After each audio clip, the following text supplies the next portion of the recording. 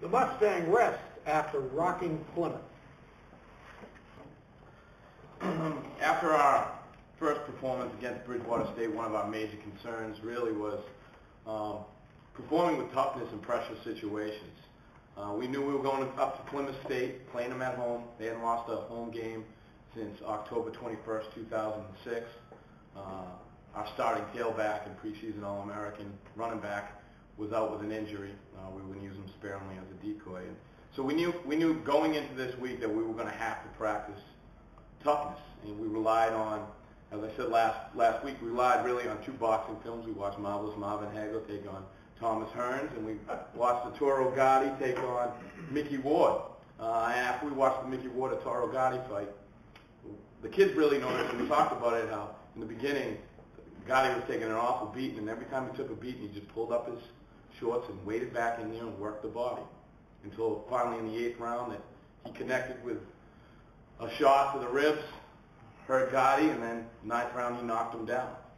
So we went into Plymouth State. We knew that it was going to be a tough physical game, and that was our game plan. We were going to play physical football. We kicked off the ball to start the game.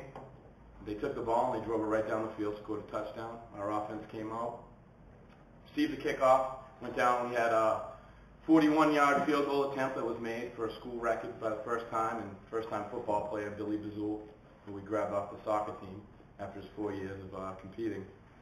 And then things started to roll for us a little bit. We blocked a punt for a touchdown, missed the extra point. I'm not sure how we can make 41-yard field goals and miss so many extra points.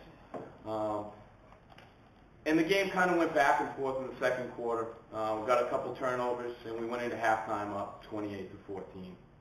And then we had our moment. We received the football, they kicked off, and we fumbled the return.